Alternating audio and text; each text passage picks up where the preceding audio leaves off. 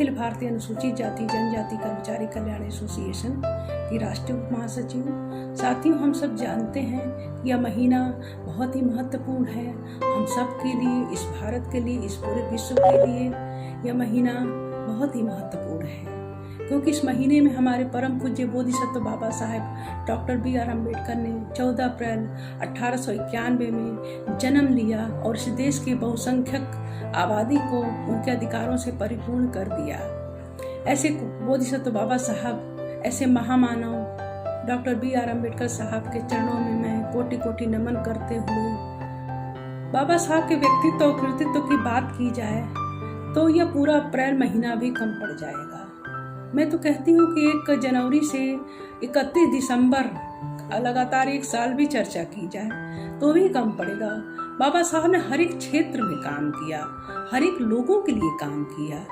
बाबा साहब को जब लोग कहते हैं कि वो केवल दलितों के नेता थे, तो ये बाबा साहब के व्यक्तित्व को बहुत ही छोटा कर देते हैं। बाबा साहब ने तो इस देश के प्रत्येक नागरिक के लिए काम किया। और मैं तो कहती हूँ कि बाबा साहब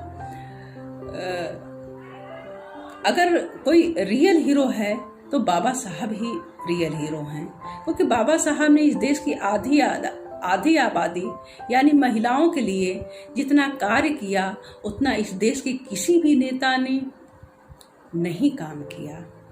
बाबा साहब ने जब वो 1947 में इस देश के प्रथम कानून मंत्री बने तो उनका ड्रीम प्रोजेक्ट था हिंदू कोड बिल।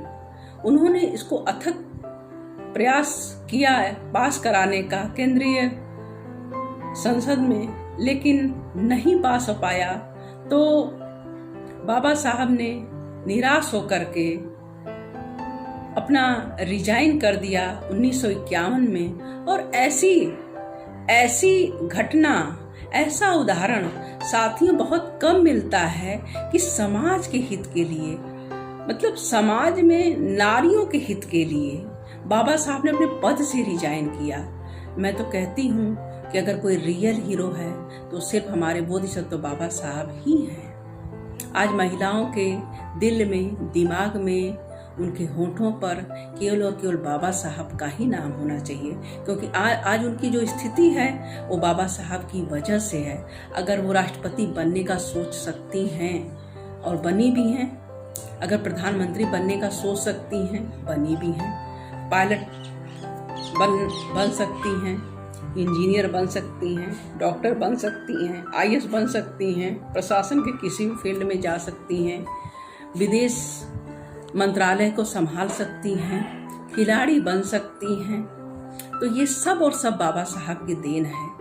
आज उनको समान कार्य पे समान वेतन पाने का अधिकार है, उनको प्रसूतिकालीन अवकाश लेने का अधिकार है, उनको अपनी पैतृक संपत्ति में उसको पाने का अधिकार है, उनको एज ए पत्नी अगर उनका पति कोई दूसरी शादी उनके रहते करता है इसका विरोध करने का अधिकार है।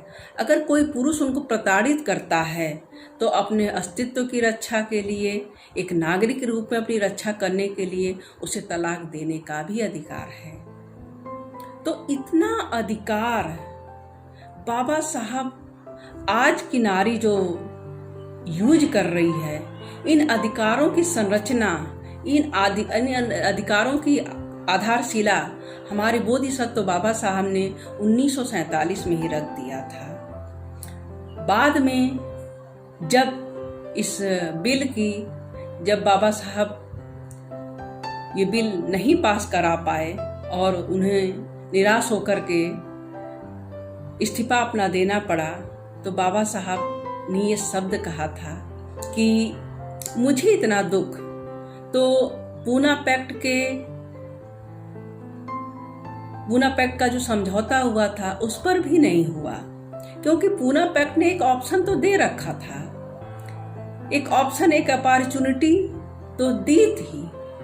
हो सकता उस अपॉर्चुनिटी को पा करके हमारे समाज के लोग अपने मूल लक्ष्य को प्राप्त कर लें, अवसर की समानता वो प्राप्त कर लेंगे। लेकिन हिंदू कोड बिल न पास होना, यह मेरे लिए बहुत ही दुखद स्थिति है, क्योंकि मैं इस देश की आधी आबादी को उनकी आज़ादी दिलाना चाहता था, उनके हक और अधिकार को दिलाना चाहता था। बाद में इस हिंदू कोड बिल की महत्ता को समझा गया और टुकड़ों टुकड़ों में इस बिल के कई प्रावधानों को लागू किया गया और आज हम सब महिलाएं जिन अधिकारों का यूज कर रही हैं, इसकी आधारशिला हमारे बोधिसत्व बाबा साहब ने 1947 में ही रख दिया था।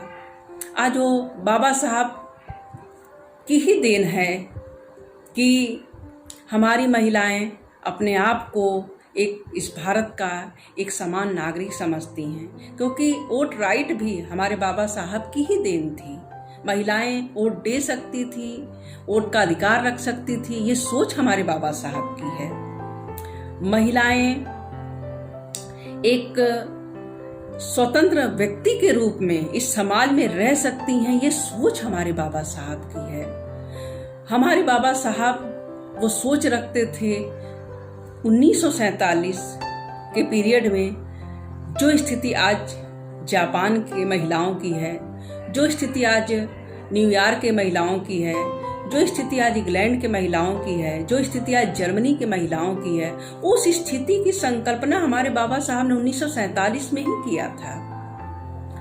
तो ऐसे बाबा साहब, ऐसे रियल हीरो के इस जन्म माह में मैं उनको कोटि कोटि पुनः नमन करते हुए आप सबको नमो बुद्धाय जय भीम बोलती हूँ। नमो बुद्धाय जय भीम।